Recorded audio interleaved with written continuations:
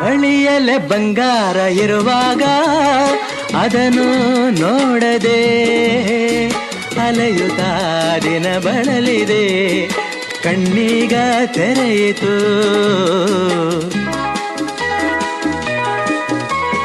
ಬಯಸಿದ ಸೌಭಾಗ್ಯ ಕೈ ಸೇರಿ ಹರುಷ ಮೂಡಿತು, ಒಲವಿನ ಲತೆ ಚಿಗುರಿತು, ಕನಸಿನ್ನು ಮುಗಿಯಿತು.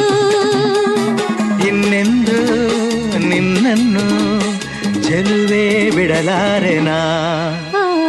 ಬಾಗಿಲಿಗೆ ಹೊಸಿಲಾಗಿ ತೋರಣದ ಹಸಿರಾಗಿ ಪೂಜಿಸುವ